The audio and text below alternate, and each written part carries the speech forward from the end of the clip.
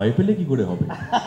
এটা একটা বিপদ। আর নিজেকে বাঘ, ভাল্লুক, জিনপরি মনে হচ্ছে। মানে সত্যি একদম বলছি। একদম একদম। সবাই এত যদি ভয় পায় আরেকটা ব্যাপার এই যেটা হয়েছে আমি একটু অল্প বয়সে কাজ করা শুরু করেছি বলে আম সকলে এখন একটা অনেকেই আমার থেকে যারা বয়সে অনুজ তারা অনেকেই আমাকে দাদা, কাকা লেভেলে চলে গেছে। নিজেকে খুব বয়স্ক, একটা বয়োজ্যেষ্ট একটা মানুষ এরকম কিন্তু মনে আপনি হতে এখনো লাগে। দাদাই রয়ে গেছেন, হ্যাঁ, বাবা হ্যাঁ। কাকা কাকা জ্যাঠা হতে ওফ! পারেন। আপনি যে বললেন এটা আমার সন্ধ্যাটা ভালো হলো।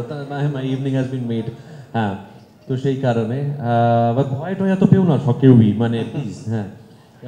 আর শুভ সন্ধ্যা সকলকে আরও একবার। আ যারা গণমাধ্যমের অধিকাংশ বন্ধু-বান্ধব তাদের সঙ্গে ইতিমধ্যেই কথা হয়ে গেছে। তাদের সকলের সঙ্গে অনেক বিস্তারিত আদান-প্রদান আলাপচারিতাও হয়েছে। তাও বলছি সকলকে ধন্যবাদ এবং শুভ সন্ধ্যা। আপনারা এত পরিমাণে, এত সংখ্যায় আজকে এখানে এসেছেন আমাদের এই ছবিটিকে সমর্থন করার জন্যে। আপনাদের আরও একবার ধন্যবাদ। আর কি শুনতে চান বলুন আমার কাছ থেকে? স্বাভাবিকভাবে যে কথাগুলো ঘরের ভিতরে অনেক কথাই হয়েছে আমি জানি সকলের সঙ্গে। ওরম গোপন কিছুও হয়নি। হ্যাঁ, কিন্তু তো তারপরেও ওরা তো বললো যে ওরা ভয় পেয়েছিল, কিন্তু তারা খুব মানে একটা থাকে না যে এই বাংলাদেশের এই যে এরকম একটা গল্পের যখন প্রস্তাব আপনার কাছে এলো বা আপনি স্ক্রিপ্টটা পেলেন বা প্রস্তাবটা পেলেন, কোন জিনিসটা আসলে আপনাকে এই সিদ্ধান্তটা নিতে, এই ছবিতে কাজ করার ব্যাপারে সিদ্ধান্ত নিতে হ্যাঁ, রাজি এটা আমি করিয়েছে? কয়েকজনকে বলেছি বাট ভালোই হচ্ছে যে এখানে আমি আবার বলার সুযোগটা পাচ্ছি। সেটা হচ্ছে যে আমি জানি না শবনম বা সামিয়া আপা এটা নিয়ে অবহিত ছিলেন কিনা, ওরা অলরেডি জানতেন কিনা আমাকে এই চরিত্রটি অফার করার সময়। কিন্তু আসলেই আমার আম মানে গৌরব যে জার্নিটার কথা বলল, আমার নিজের ওরকম একটা জার্নি আছে। আম আমি একেবারে একটা বাংলা গানের পরিবেশে বড় হয়েছি। রবীন্দ্রনাথের গান, নজরুলের গান, আ আ সিনেমার বাংলা গান, ৬০-৭০ দশকের বাংলা গান মূলত। সেখান থেকে আমার একটা এবং পাশাপাশি আমার বাবা-মা যেহেতু খুব দীর্ঘ সময় আম বাউল ফকির দরবেশ সঙ্গ করেছেন, একটি বিশেষ সংঘের অংশ হয়ে দীপক মজুমদার, মহিনের ঘোড়াগুলি, গৌতম চট্টোপাধ্যায় এদের সঙ্গে। সেই কারণে অ্যাকচুয়ালি আমার মানে আমি আমার ভূমিষ্ঠ হওয়ার সম্ভাবনাটা তৈরি হয় হচ্ছে একটি বাউল মেলাতে ফর দ্যাট ম্যাটার। তো তো সেই কারণে শৈশব আমার একটা বেড়ে ওঠা হয়েছে বাংলা লোকায়ত গান বাজনার মধ্যে। যত বয়স বেড়েছে তত বলাই বাহুল্য প্রত্যেকটা মানুষের জীবনে অন্যান্য ডিস্ট্র্যাকশন আসে। আমি এবং সেটা খারাপ ডিস্ট্র্যাকশন নয়, মানে অন্যান্য ভাষার গান, অন্যান্য হ্যাঁ, হ্যাঁ, সংস্কৃতির অবশ্যই, অবশ্যই। গানের সঙ্গে পরিচিতি তৈরি হয়েছে। সেটা অত্যন্ত আমি সেটাকে উদযাপন করি, সেটাকেও সেলিব্রেট করি, চেরিশ করি। কিন্তু একটা বয়সের পর আস্তে আস্তে আমার ওই ছোটবেলার আম, যেটার মধ্যে আমি বেড়ে উঠেছি সেটার প্রতি টানটা আবার বেড়েছে। বিশেষ করে বিশ্ববিদ্যালয়ে পড়ার সময়, এবং সেই সময় থেকে আমি কিছুটা সময় সেই মানুষটা আমাদের মধ্যে আর নেই আজ আনফর্চুনেটলি। কালিকা প্রসাদ ভট্টাচার্যের সঙ্গে আমি অনেকটা সময় সঙ্গ করেছি, তাদের গানের গবেষণার মধ্যে তাদের সঙ্গে থেকেছি, সেই সময়টা আরও একবার সুযোগ হয়েছে। তো বাংলা লোকায়ত গান, এবং আমি বাংলা বলতে আমি সামগ্রিকভাবে বাংলার কথা বলছি, আম, সেই বিভিন্ন প্রান্তিক গান বাজনার প্রতি একটা আগ্রহ, একটা কিছুটা হলেও একটা জ্ঞান বলবো না, জ্ঞান কথাটা অনেক বড়, অন্তত একটা আগ্রহ, সেটাকে জানার তাগিদ ছোটবেলা থেকেই নানা স্টেজে, নানা ফেজে, নানা মাপে থেকেছে আমার মধ্যে। সেই কারণেই যখন প্রথম আমি এরম একটি চিত্রনাট্য পড়লাম বা এরম একটি গল্পের কথা শুনলাম যেখানে একজন আপাদমস্তক নগরবাসী, শহরবাসী মানুষ, যিনি কিনা নিজেকে আমূল একটা চেহারায় নিজেকে ঢেলেছেন, একটা ছাঁচে নিজেকে ঢেলেছেন, তিনি কোথাও একটা তার শিকড়ের কাছে ফিরে যাচ্ছেন।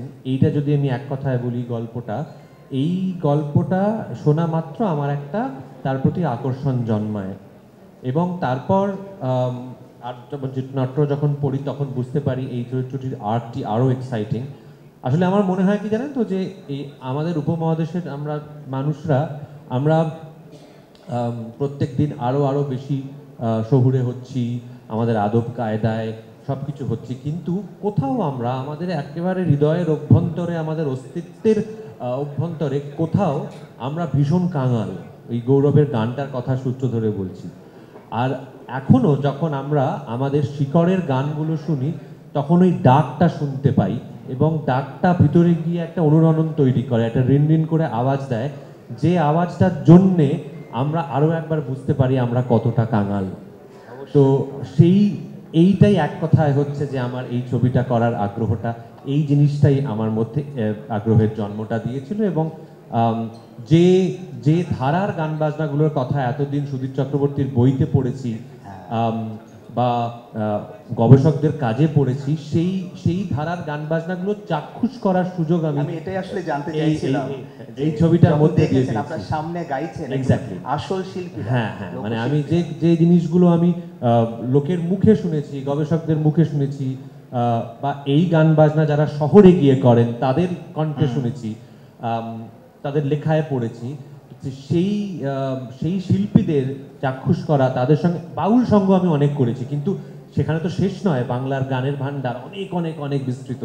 তো এই একজন সারি গান শিল্পী, একজন জারি গান শিল্পী, একজন ঘাটু গান শিল্পী, একজন ভাওয়াইয়া শিল্পী, এদের সঙ্গে এদেরকে সহ অভিনেতা হিসেবে পাওয়াটা আমার কাছে, সহ অভিনেতা না, অ্যাকচুয়ালি এদের সঙ্গে মানুষ হিসেবে আদান প্রদান করতে পারাটা আমার মনে হয় আমাকে মানুষ হিসেবে কিছু শতাংশে হলেও ঋদ্ধ করেছে আরো, বা আমাকে আরো সমৃদ্ধ করেছে। একটা দৃশ্য আছে না যে এরকম একটা গানের আসর বসেছে এবং গান হচ্ছে, শিল্পী গান গাইছেন এবং সেখানে আপনিও আছেন, কিন্তু সবাই গানে বেশি মনোনিবেশ করছে, আপনার প্রতি তাদের আকর্ষণটা ততটা ছিল না, তখন আসলে কেমন লাগছিল? এটা যদি মানে এটা একদম ওই ক্রাইসিসের জায়গা থেকে বুঝতে হবে যে আজকে যদি মানে আমি ব্যক্তি পরমব্রত হিসেবে চাইবো, ধরুন আমি পরমব্রত হিসেবে কোথাও একটা গেলাম, আমার এই অহং নিয়ে, আমার এই ইগোটা নিয়ে একদম একটা প্রান্তিক শিল্পীর কাছে, আমি ধরে নিচ্ছি তিনি সঙ্গীত শিল্পী নন, তিনি হয়তো একজন প্রান্তিক একটা গ্রামাঞ্চলে, তিনি হয়তো একজন যাত্রাপালা করে বিখ্যাত, হ্যাঁ, তিনি কিন্তু আমার থেকে বেশি সমাদর পাবেন। এবার আমি অভিনেতা পরমব্রত, আমার ইগোতে সেটা লাগতে পারে, কিন্তু ব্যক্তি পরমব্রত যে চায় যে সদর্থে শিল্পের কদর হোক, সে কিন্তু খুশি হবে, এইটুকু বলতে পারি। অবশ্যই অবশ্যই।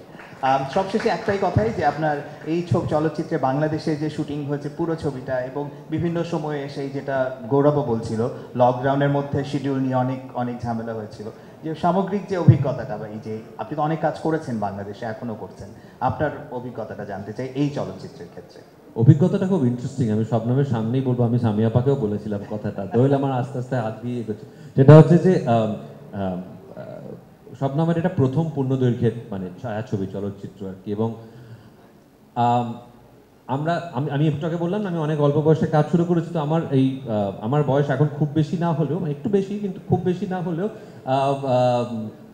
অনেকগুলো বছরের কাজ করার অভিজ্ঞতা জন্মে গেছে। তো একটা খুব সহজেই বিরক্তির জায়গায়, যদি কাজটা যেভাবে আমি মাথায় ভেবেছি সেরকমভাবে যদি না হয়, তাহলে একটা বিরক্তির জায়গা তৈরি হওয়ার টেন্ডেন্সি হয়। তো ন্যাচারালি এটা ও প্রথমবার ছবি বানাচ্ছে, এবং এই ছবিটা কোনো শহরের মধ্যে স্টুডিওর সেটে নয়, বাসার মধ্যে নয়, এটা জলে জঙ্গলে, ইয়েতে। তো একজন প্রথম ছবি যখন কেউ বানাতে যায়, সে অতটা প্ল্যান থাকে না। তো সেইটা হয়েছে শবনমের ক্ষেত্রেও, সেটা শবনমের সামনেই আমি বলতে পারি, সেটা কোনো সমস্যা নেই। সেই প্ল্যানিং এর অভাব আমি দেখতে পেয়েছি, বা হয়তো একটা কোথাও ডিফারেন্স অফ ওপিনিয়ন হচ্ছে দেখতে পেয়েছি, হয়তো অনেক সহজ জিনিস সেটাকে কিছুক্ষণের জন্য মনে হচ্ছে রকেট সায়েন্স, হ্যাঁ, তো এরকম সবই হয়েছে। হ্যাঁ, কিন্তু at the end of the day দুটো জিনিস আমি বলবো। একটা হচ্ছে শবনম ওর লেখাটার মধ্যে দিয়ে, বা যে গল্পটাও ভেবেছিল তার মধ্যে দিয়ে আমাকে এমন একটা অভিজ্ঞতা উপহার দিয়েছে, তো সেটার জন্য ওর 7 খুন মাফ। এক নম্বর সেটা।